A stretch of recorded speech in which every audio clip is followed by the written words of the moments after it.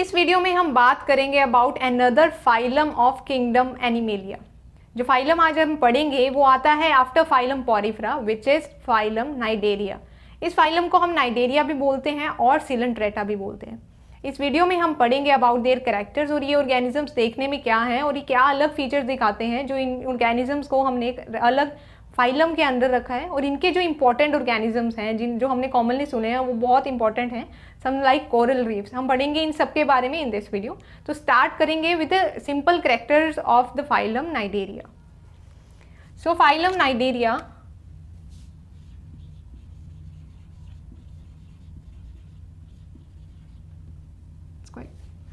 Cnidaria इसे हम बोल देते हैं सिलेंट्रेटा। तो फाइलम के दो नाम हैं। जैसे कि हमने देखा कि फाइलम पॉरीफेरा में जो पॉरीफेरा वर्ड है वो आया था क्योंकि ऑर्गेनिजम्स की बॉडी के ऊपर प्रेजेंट होते हैं पोर्स, तो वहां से उस फाइलम का नाम पॉरीफेरा पड़ा है। इन द सेम वे ये जो दोनों नाम हैं इस फाइलम के, ये कुछ कैरेक्टर्स हैं इन ऑर्गेनिजम्स के जहां से ये नाम इनको मिले हैं।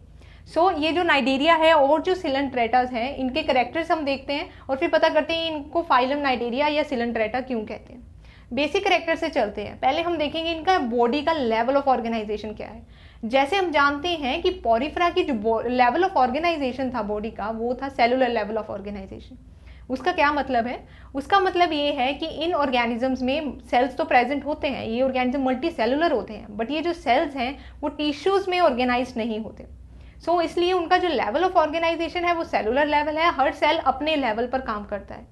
बट जैसे कि हम फाइलम नाइडेरिया में ही जाते हैं तो वहाँ हमें मिलेगा tissue level of organization, which means जो सेल्स हैं वो आपस में कोऑर्डिनेशन में काम करते हैं और सेल्स के जो ग्रुप्स हैं वो टिश्यूज डेवलप कर लेते हैं जिसकी ये इनकी बॉडी बनी होती है। सो इनका जो लेवल ऑफ ऑर्गेनाइजेशन है वो हो जाता है टिश्यू लेवल ऑफ ऑर्गेनाइजेशन। तो फर्स्ट पॉइंट जो नाइडेरियाज का हमारे पास है,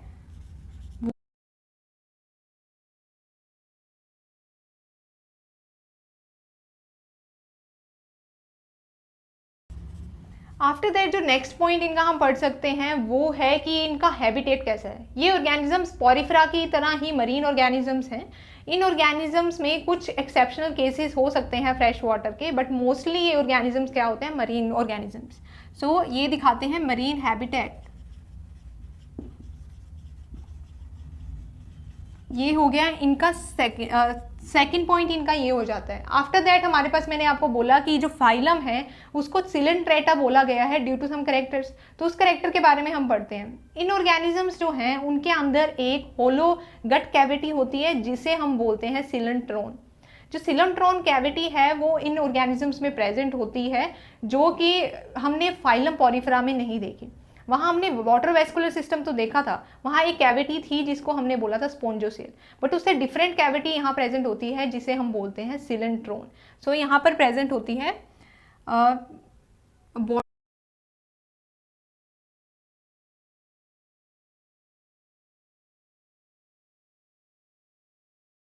सो यहाँ से इस बॉडी कैविटी के नाम से इनका नाम पड़ जाता है सिलेंट्रेटा। अब बात आती है इनके अंदर जो सिस्टम्स है, मतलब इनकी डाइजेशन कैसे हो रही है, इनमें नर्वस सिस्टम क्या है और बाकी सिस्टम्स किस हिसाब से हम उसके बारे में देखते हैं। अब इनकी जो एलिमेंट्री कैनाल है या हम कह सकते हैं जो डाइजेस्टिव सिस्टम है वो है इनकम्प्लीट डाइजेस्टिव सिस्टम। सो एलिमेंट्री कैनाल है वो इनकम्प्लीट है।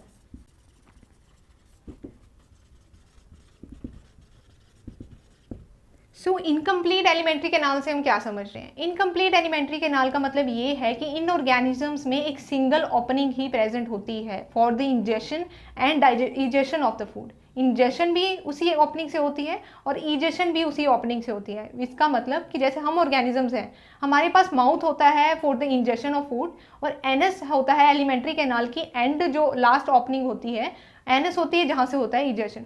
बट इन ऑर्गेनिजम्स में माउथ भी वही होता है और एनस भी एक ही ओपनिंग को बोला गया है। तो ये दोनों ओपनिंग वहाँ पे इनको क्या मिलेगी? एक सिंगल ओपनिंग इंजेशन और इजेशन के लिए। तो इसलिए इनका जो एलिमेंट्री कैनाल है उसे हमने बोल दिया है incomplete alimentary canal. After that इनके अंदर जो कैरेक्टरिस्टिक्स हैं इन ऑर्गेनिजम्स के अंदर हमें मिलती है, जो इनकी लेयरिंग है, जो इनकी बॉडी लेयर्स हैं वो इनमें डिप्लोब्लास्टिक ऑर्गेनाइजेशन शो करती हैं।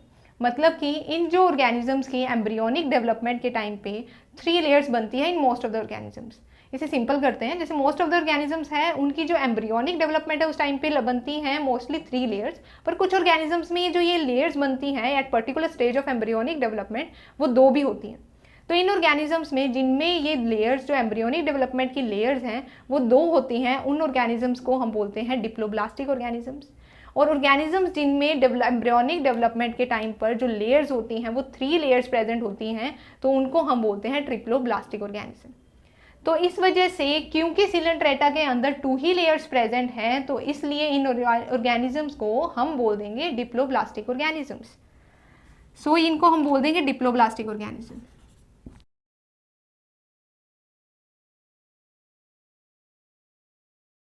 अब क्योंकि ये डिप्लोब्लास्टिक ऑर्गेनिजम्स हैं तो ये लेयर्स कौन सी हैं वो देखते हैं। इनमें 2 लेयर्स होती हैं, एक्टोडर्म एंड एंडोडर्म।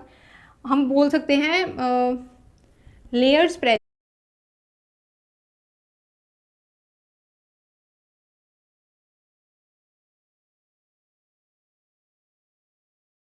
सो ये 2 लेयर्स हैं जो इन ऑर्गेनिजम्स में मिलती हैं। जो एक्टोडर्म है वो आउटर लेयर होती है किसी भी बॉडी की। ये कुछ पार्ट्स हैं जो बॉडी की तीनों लेयर्स बनाती हैं, हर बॉडी में जो हर पार्ट है वो अलग अलग लेयर से बनते हैं। एंडोडर्म इनर लेयर होती है, उसके बाद मीजोडर्म होती है, मीजोडर्म से बाहर जो सबसे एक्सटर्नल लेयर है वो होती है एक्टोडर्म। तो यहाँ से हम देख सकते हैं कि इन ऑर्गेनिजम्स के अंदर एक मिडल जो लेयर होती है मीजोडर्म वो इनमें एब्सेंट होती है। सो यहाँ से हो गया कि ये ऑर्गेनिजम्स हमारे होते हैं diploblastic. After that in organisms का अनदर नेम जैसे मैंने बताया है, इन्हें बोलते हैं नाइडेरिया। तो ये जो नाइडेरिया वर्ड है ये आया है, इनके पास स्पेशल टाइप के सेल्स प्रेजेंट होते हैं वहाँ से। इन सेल्स को बोलते हैं नाइडोब्लास्ट या फिर इन्हें निमेटोब्लास्ट भी बोल देते हैं। सो हम कहेंगे special cells are present on their tentacles पे प्रेजेंट होते हैं, इनकी टेंटिकल्स पे प्रेजेंट होते हैं, उन्हें हम कहते हैं निमेटोब्लास्ट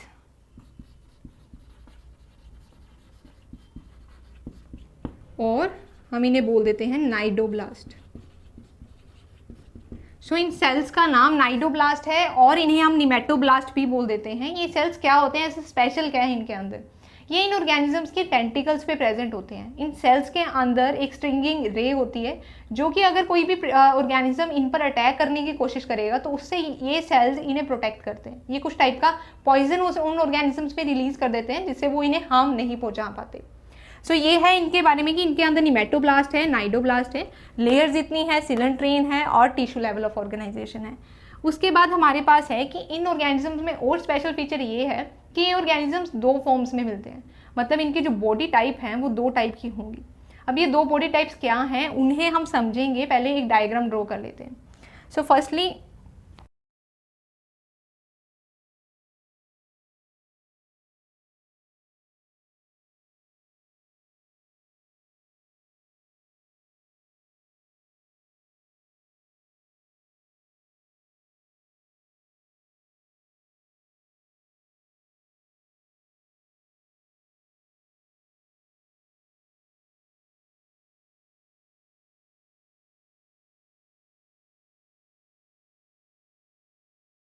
अब इसमें हम देख रहे हैं कि एक फॉर्म हमारी ये है, इसे हम बोलते हैं पॉलिप।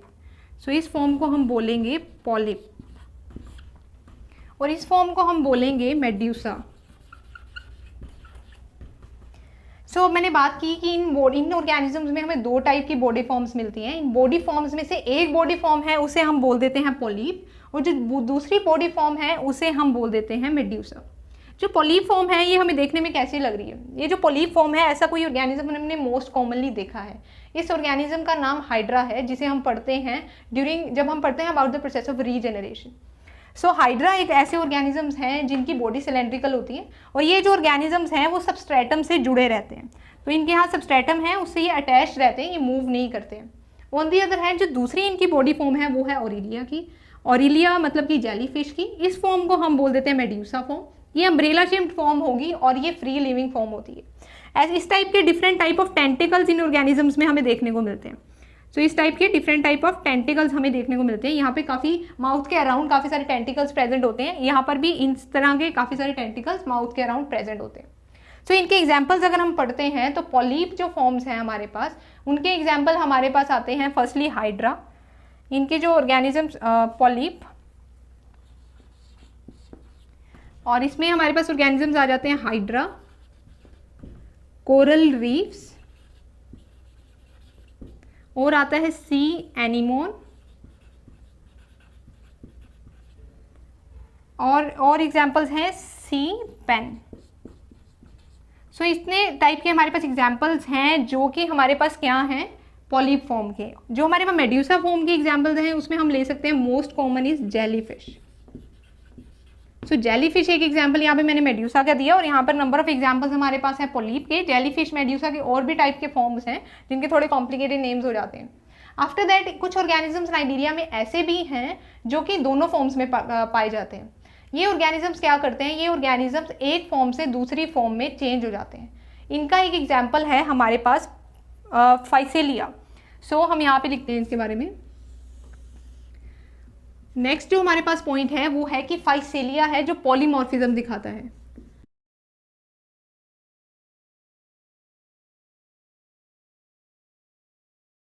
सो जो फाइसीलिया है ये एक टाइप का नाइजीरिया है जो कि पॉलीमॉर्फिज्म दिखाता है। ये दिखाता है alternation of generation.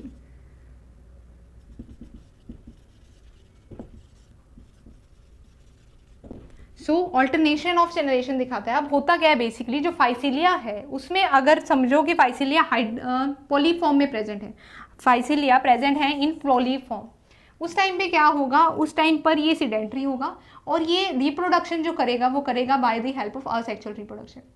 Asexual reproduction से जो पॉलीप फॉर्म है फाइसीलिया की, वो फॉर्म करेगी फ्री लिविंग फॉर्म जिसे हम कहते हैं मेड्यूसा।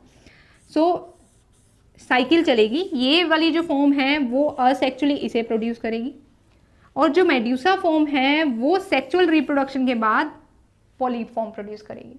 तो इस चीज़ को हमने बोला है ऑल्टरनेशन ऑफ जनरेशन। इसे बोलते हैं मेटाजेनेसिस इन ऑर्गेनिजम्स। एनिमल्स में ये फिनोमिना नहीं देखा जाता, एक्सेप्ट जो केस हमने अभी पढ़ा है। ये फिनोमिना हम मोस्टली देखते हैं प्लांट्स में, जहां हमने ऑल्टरनेशन ऑफ जनरेशन देखा है। तो ये इनकी फॉर्म्स होगी। इनमें हमने पढ़ लिया इनके टाइप, इनमें डिफरेंट टाइप के सेल्स प्रेजेंट हैं। इनके अंदर अब रहता है कि एक नर्वस सिस्टम के बारे में क्या बात है। जैसे मैंने आपको स्टार्टिंग में बताया कि पोरीफेरा में तो कोई नर्वस सिस्टम हमने पढ़ा ही नहीं, पर इन ऑर्गेनिजम्स के अंदर हमें मिल जाएगा network of nerve cells. So यहाँ पर प्रेजेंट होता है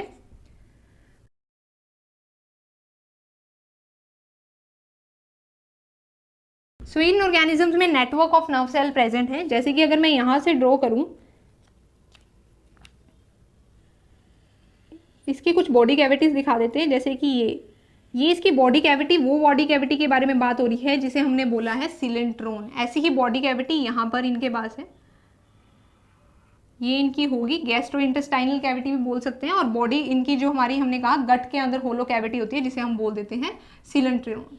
तो सिलेंट्रोन हमने यहाँ पर बॉडी कैविटी जो कि हमने ब्लैक से मेंशन की है। तो ये था अबाउट द फाइलम नाइजीरिया। इसे एक बार करेंगे हम रिवाइज दोबारा से, ताकि ये थोड़े हमें पॉइंट्स याद हो जाएं। जो फाइलम नाइजीरिया है और सिलेंट्रेटा है। अब किसी भी ऑर्गेनिज्म के बारे में जब भी आप एनिमल किंगडम में पढ़ रहे हो या किसी भी टाइप की डाइवर्सिटी पढ़ रहे हो, आप एक चीज़ समझ रहे होगे कि हर किसी जो भी फॉर्म में कोई भी स्ट्रक्चर प्रेजेंट है ना, तो उसके पीछे कोई ना कोई लॉजिक है। किसी ना किसी वजह से कोई ऑर्गेनिज्म एक टाइप का बना हुआ है। अब जो नाइजीरियास हैं इनके अंदर हम इनको रिवाइज करेंगे, और इनका एक इंपॉर्टेंट एग्जाम्पल है जो रह गया है, उसके बारे में भी बात करेंगे। जो इस फाइलम नाइजीरिया है उनके अंदर हमने पढ़ा टिश्यू लेवल ऑफ ऑर्गेनाइजेशन मिलता है। आफ्टर दैट हमने पढ़ा कि मोस्टली तो मरीन हैबिटेट होते हैं, पर कुछ ऑर्गेनिजम्स हैं, सम हैं वो फ्रेश वाटर हैबिटेट में भी होते हैं। सम फ्रेश वाटर ऑर्गेनिजम्स, कुछ ऑर्गेनिजम्स जो कि फ्रेश वाटर में भी हमें मिलते हैं। आफ्टर दैट हमने पढ़ा कि इन ऑर्गेनिजम्स के अंदर एक बॉडी कैविटी होती है, एक होलो गट कैविटी होती है जिसे हम बोल देते हैं सिलेंट्रोन। सिलेंट्रोन जैसे कि मैंने यहाँ पे मेंशन किया है ब्लैक उससे, ये इनकी कैविटी है सिलेंट्रोन, और ये इनका माउथ होता है। So this is the mouth जिससे बाहर जा रहा है यहाँ पर, और ओरिलिया के मेड्यूसा के फॉर्म में नीचे होता है माउथ।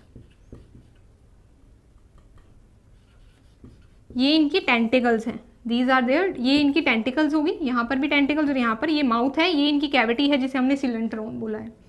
हमने पढ़ा कि इनके अंदर कैविटी होती है सिलेंट्रोन। आफ्टर दैट हमने पढ़ा कि इनकी जो एलिमेंट्री कैनाल है वो है इनकम्प्लीट, विच मीन्स कि इनकी जो एलिमेंट्री कैनाल है उसकी सिंगल ओपनिंग प्रेजेंट होती है, जहाँ से ये इंजेस्ट करते हैं और वहीं से ये इजस्ट करते हैं।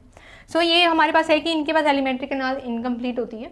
आफ्टर दैट इन ऑर्गेनिजम्स को हमने बोला डिप्लोप्लास्टिक ऑर्गेनिजम्स। डिप्लोप्लास्टिक ऑर्गेनिजम्स जैसे कि हमने कहा कि एम्ब्रियोनिक डेवलपमेंट के टाइम पर एक स्टेज पर, ब्लास्टुला स्टेज पर, हम कह सकते हैं कि एक एम्ब्रियो की डेवलपमेंट पे 3 लेयर्स बनती हैं बॉडी की। वो जो 3 लेयर्स हैं बॉडी की वो होती हैं ectoderm, from outside to inside अगर करते हैं तो ectoderm, then mesoderm, then endoderm.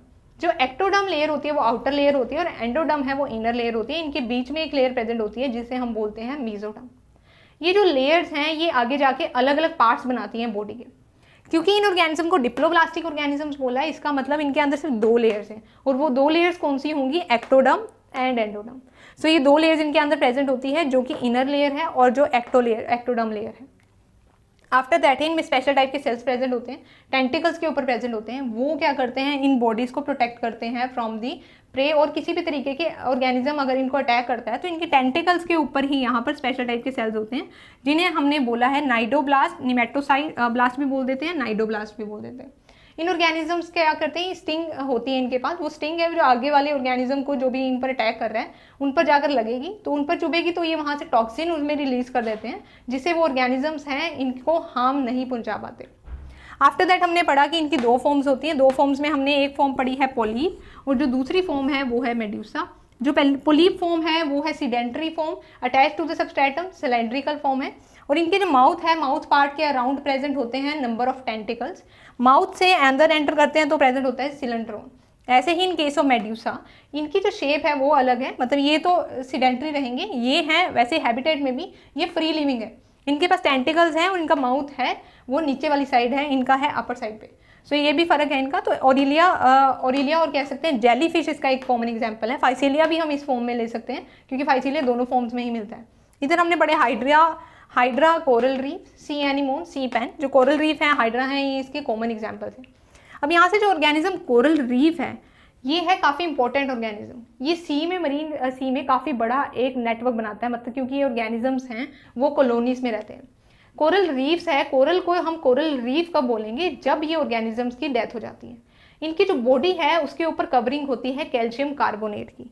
Calcium carbonate covering होती है इन कोरल्स।